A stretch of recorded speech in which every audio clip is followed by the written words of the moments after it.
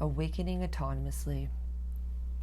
Finding patience in our day-to-day life can sometimes be the biggest challenge of all, especially when everything is about urgency and all these quick ways to achieve some desired result. There seems to be no patience. This idea that time is passing by too quickly and we are missing out, we have missed out, we coulda, we shoulda, we sure as hell wish we had more time. There is so many different ways in which that we become impatient with our progress, our judgment, our ability to see acceptance and compassion is met with frustration, resentment, judgment. So where are we walking in our journey this week? Are we having patience with the pace in which we are moving through life? Or are we too busy running through life because to sit still would be too difficult or too painful to feel what is really going on? So this evening we have the foggy bog, this patience that needs to come from within ourselves. So how do we autonomously begin to find patience, especially if urgency is something that we struggle with?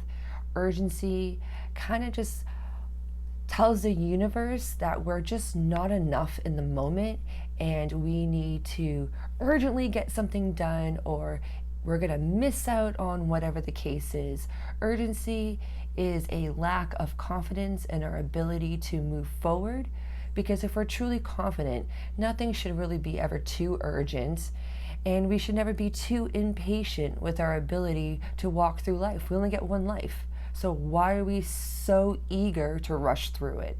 And when everything is starting to feel like time is going by too fast and we want things to slow down, maybe it's time to start looking at how we can have some more patience for the fact that everything seems to be speeding up. How can we look at life a little bit differently so that we can slow stuff down and be able to smell the roses, as they would say? So with that being said, we have two spirit animals guiding us forward this week. I'm feeling like we should go to the right. Ooh, we got some horsepower. All right. Who's feeling impatient with their ability to move through life with that confidence and that energy? Maybe you're just feeling like you just don't have that gusto to kind of keep you going at the rate that you need to go, and you're becoming impatient with yourself. Another aspect that I feel with horse is this like idea of this freedom, this sense of this wild horse just running free and galloping through the wilderness. But at the same time, horse is also an animal that has closely worked with humans and their development in order to like travel great distances, being able to really go the journey. So the horses might be telling you that maybe it's time to take that journey. Maybe there's time to carve a new way, kind of break the mold, let loose, jump out of that stable and just go for an adventure. Find the patience and the time within yourself to do something that is exciting. Endurance, passion, movement. This is something that we need to take some time and look at. Where are we going? Where are we trying to inspire ourselves to do something a little bit out of the box, be a little bit more wild and free? Do we have patience with ourselves to do that? So I think the best idea is look at where your life feels tamed and where you feel wild and free, where you feel drab. Find the patience within yourself to kind of look at your life this week and see if there is something that maybe we can shift in our reality to feel this energy, this momentum, and this desire to just go, just to take that time and that patience to say, I am worth the ability to go on an adventure, or I have a little bit more energy than I give myself credit for, and I'm gonna try to do something different.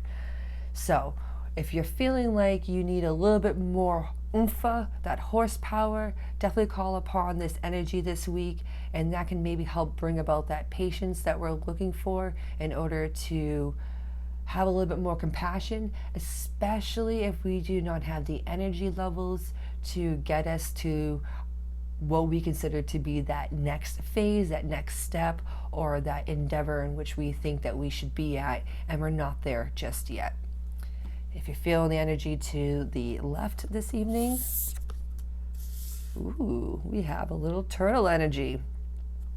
So turtle energy, I am feeling that Gaia, Mother Earth energy that is coming through. We are definitely getting that ability to navigate the emotional depths of our everyday journey.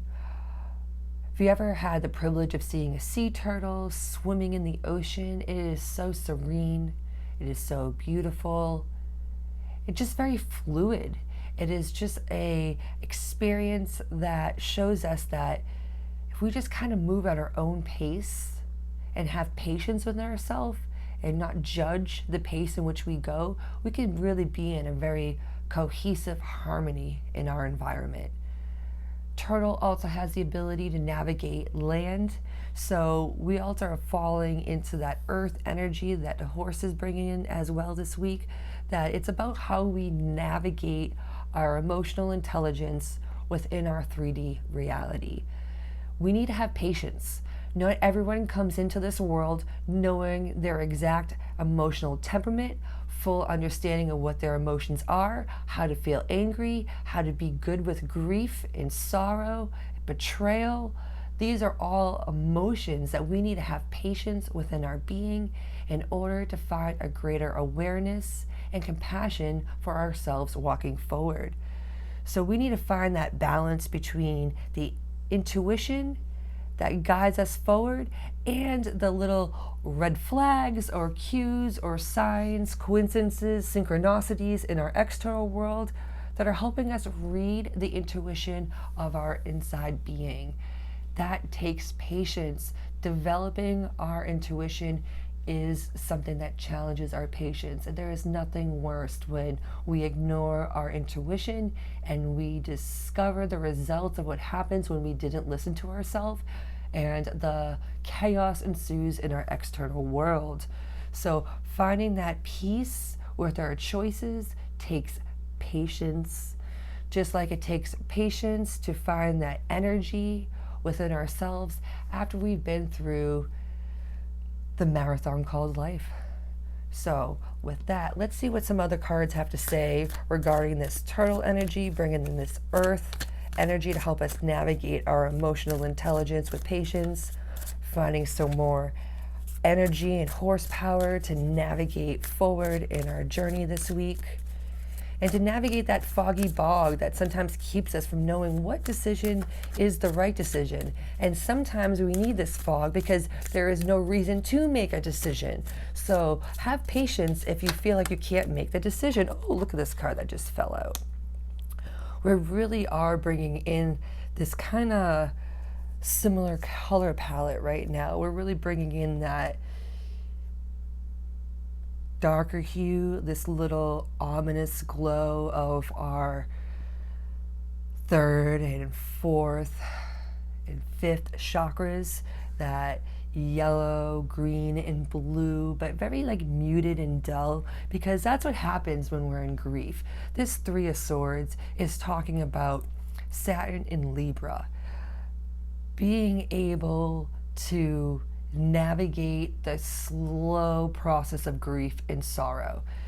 Part of this card represents the fact that Buddha did say that everything is sorrow. So when we start to understand that everything is sorrow, we start to understand that there is this split duality that is continuous within our reality. And even in our happiest times, it doesn't take away the sorrow in our worst of times.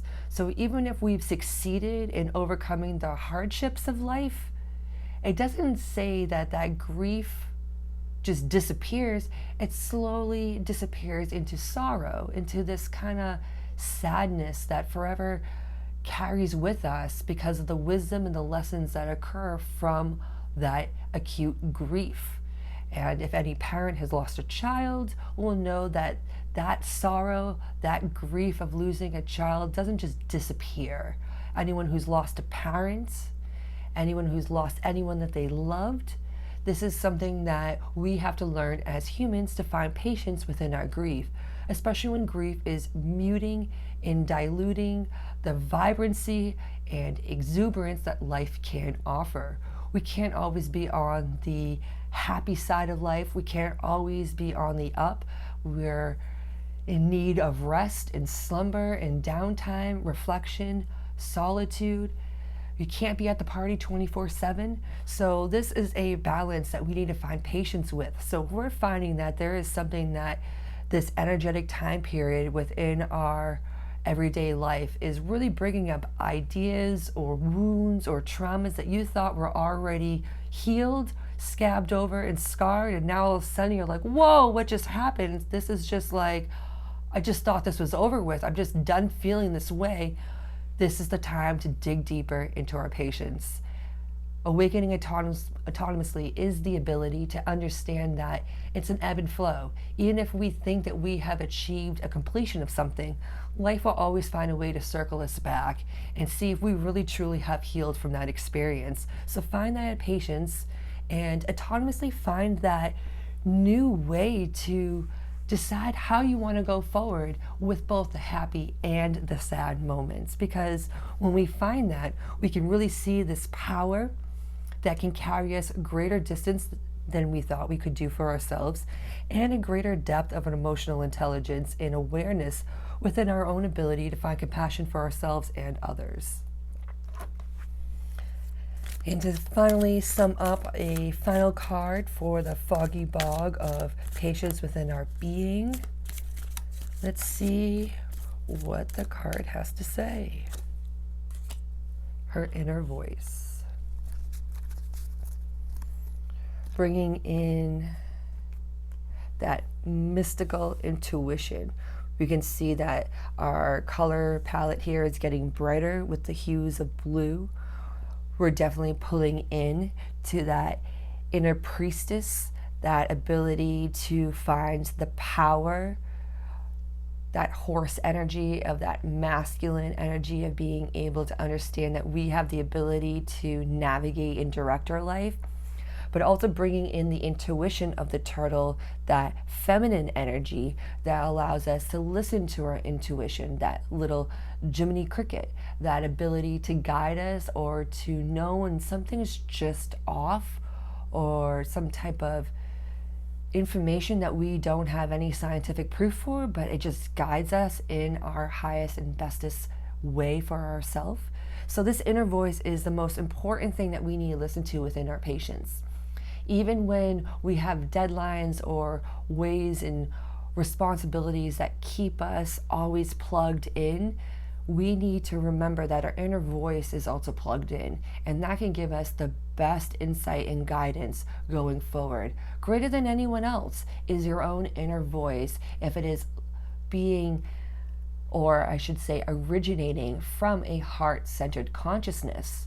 When we allow our ego to mask our inner voice, that is really when we start to justify behaviors that get us into trouble. So if we're saying, well, I listen to myself, I don't know what you're talking about, but I'm still in trouble, I still lost all my stuff, I lost my phone, I lost my wallet, or if things keep happening that are saying, I don't understand why this is happening, I'm sorry to say, but probably we need to take a look a little bit closer in the mirror and see where our inner voice is being suppressed by our desires and needs of our ego. Our ego has a really great way of convincing us to do things that sometimes just get us into trouble because we think that that's what we need. Our mind says this, our thoughts say this, our emotions say this, but a higher intuition, our inner voice is going to be guiding us to find that exuberance, a all-around state of harmony within all aspects of our life. So if you're finding that you're getting impatient with everything going wrong, cue into what it is that's actually guiding you to make these decisions that kind of find this calamity in your life.